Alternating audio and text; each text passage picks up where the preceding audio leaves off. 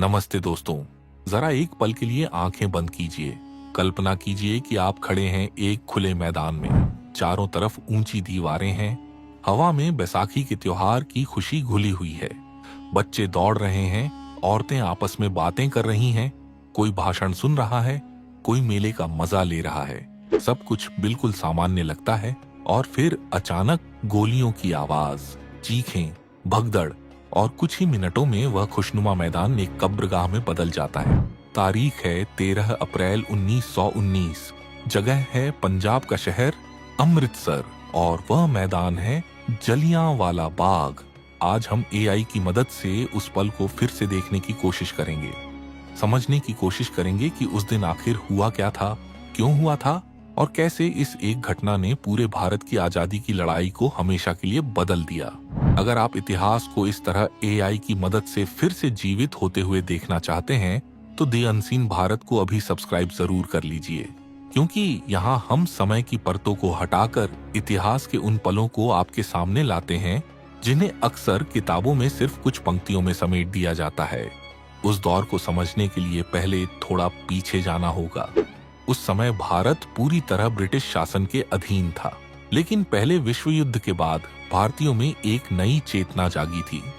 लाखों भारतीय सैनिकों ने अंग्रेजों के लिए लड़ाई लड़ी थी, खून बहाया था और बदले में उन्हें उम्मीद थी कि शायद अब अंग्रेज उन्हें थोड़ी आजादी देंगे।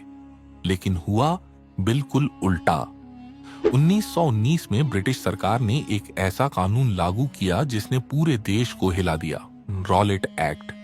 इस काले कानून के तहत अंग्रेज सरकार को यह अधिकार मिल गया कि वह किसी भी भारतीय को बिना मुकदमे के, बिना किसी सुनवाई के, सिर्फ शक के आधार पर जेल में डाल सकती थी। मतलब न वकील, न अदालत, न सफाई का मौका। पूरे भारत में इस कानून के खिलाफ आग की तरह गुस्सा फैल गया और लोगों ने इसे काला कानून कहना शुरू कर दिया। पंजाब उस समय विरोध का सबसे बड़ा केंद्र बन चुका था। अमृतसर में दो बेहद लोकप्रिय नेता, डॉक्टर सैफुद्दीन किचलू और डॉक्टर सत्यपाल, लोगों को शांतिपूर्ण तरीके से विरोध करने के लिए एकजुट कर रहे थे। उनकी आवाज में दम था और लोग उनकी बात सुनते थे। यही बात अंग्रेज अधिकारियों को सबसे ज्यादा खल रही थी। 10 अप्रैल 1919 को अंग्रेज सरकार ने चुपचाप एक चाल चली। दोनों नेताओं को अचानक गिरफ्तार कर लिया गया और रातों रात गुप्त रूप से अमृतसर से बाहर भेज दिया गया। जब यह खबर शहर में फैली तो लोगों का गुस्सा फूट पड़ा। हजारों लोग सड़कों पर उतर आए। कई जगह झड़पें हुईं। अंग्रेज अफसरों को लगने लगा कि हालात उनके नियंत्रण से बाहर जा रहे हैं और इसी डर में उन्होंने जो फैसला किया वह इतिहास का सबसे काला अध्याय बन गया। और फिर आया वो दिन, 13 अप्रैल 1919। उस दिन पंजाब में बैसाखी का त्योहार था, पंजाब के सबसे बड़े त्योहारों में से एक। इसलिए अमृतसर में वैसे भी भारी भीड़ थी, दूर दूर से लोग आए हुए थे। उसी शाम हजारों लोग जलियांवाला बाग में जमा हुए। कुछ लोग रॉलेट एक्ट के विरोध में भाषण सुनने आए थे, कुछ सिर्फ बैसाखी के मेले की रौनक देखने। बहुत से लोगों को तो यह भी नहीं पता था कि वहां कोई राजनीतिक सभा हो रही है।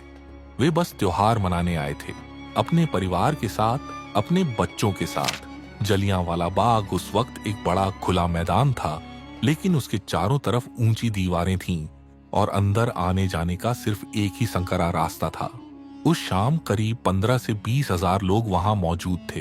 पुरुष, महिलाएं, बुजुर्ग और बच्चे। कोई भाषण सुन रहा था, कोई आपस में बातें कर रहा था, कुछ बच्चे मैदान में खेल रहे थे। माहौल त्योहार का था। किसी को रत्ती भर भी अंदाजा नहीं था कि अगले कुछ मिनटों में क्या होने वाला है। उसी वक्त शहर में तैनात ब्रिटिश अधिकारी ब्रिगेडियर जनरल रेजिनाल्ड डायर को खबर मिली कि जलियांवाला बाग में बड़ी भीड़ जमा है। डायर एक ऐसा इंसान था जो ताकत की भाषा में यकीन रखता था। उसने बिना एक पल गंवाए फैसला किया। वह करीब 50 सशस्त्र सैनिकों को लेकर जलियांवाला बाग की तरफ चल पड़ा। साथ में 2 बख्तरबंद गाड़ियां भी थीं, जिनमें मशीन गन लगी हुई थीं। लेकिन संकरे रास्ते की वजह से वे गाड़ियां अंदर नहीं जा सकीं। शायद यही उन हजारों लोगों की किस्मत का एकमात्र रहम था। जब डायर अपने सैनिकों के साथ बाग के अंदर पहुंचा तो उसने वह किया जो आज भी सुनकर रूह कांप जाती है। बिना किसी चेतावनी के, बिना भीड़ को हटने का एक पल दिए, सीधे गोली चलाने का आदेश दे दिया। सैनिकों ने भीड़ के सबसे घने हिस्से पर निशाना साधा और फायरिंग शुरू हो गई। लोग समझ ही नहीं पाए कि हो क्या रहा है। पहले कुछ पल तो सन्नाटा छा गया, फिर एक साथ चीखें, रोना, भागम भाग। लेकिन भागें कहां? बाहर निकलने का रास्ता सैनिकों के कब्जे में था। दीवारें इतनी ऊंची थीं कि फांदना नामुमकिन था। कुछ लोगों ने दीवार पर चढ़ने की कोशिश की और गोली खाकर नीचे गिर पड़े। कुछ लोग मैदान में बने एक कुएं की तरफ भागे और जान बचाने के लिए उसमें कूद गए। बाद में उस एक कुएं से अकेले 120 से ज्यादा लाशें निकाली गईं। सोचिए, जो लोग जीने के लिए कुएं में कूदे वे भी नहीं बच पाए। डायर ने सैनिकों को तब तक फायरिंग जारी रखने का हुक्म दिया जब तक उनकी गोलियां लगभग खत्म नहीं हो गईं। करीब 10 मिनट तक लगातार गोलियां चलती रहीं। लगभग 1650 राउंड फायर हुए।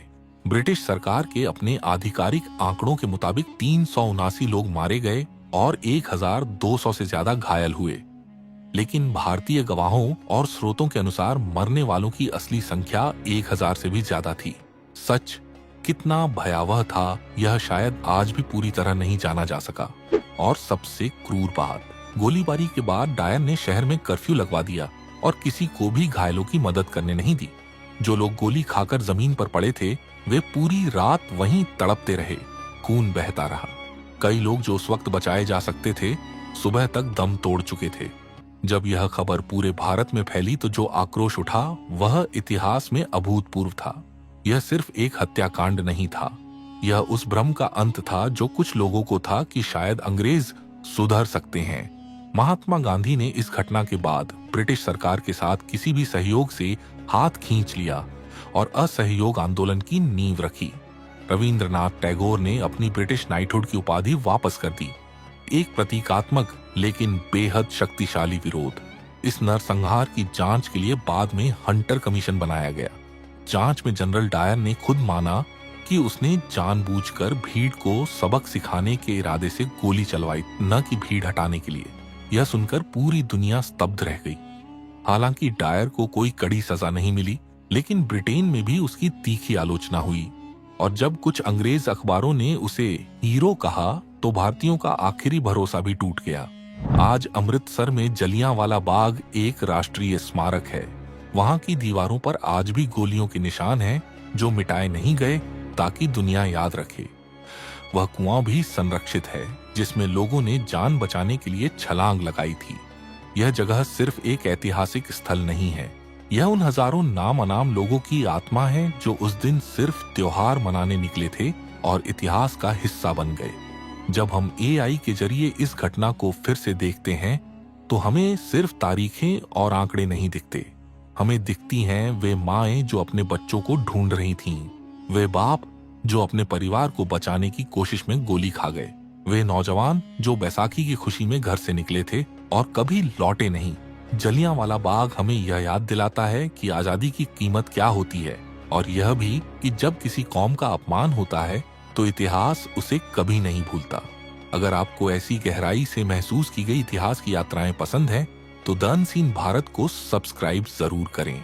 और अगर इस वीडियो ने आपको कुछ नया सोचने पर मजबूर किया तो एक लाइक जरूर दीजिए, यह हमारे लिए बहुत मायने रखता है।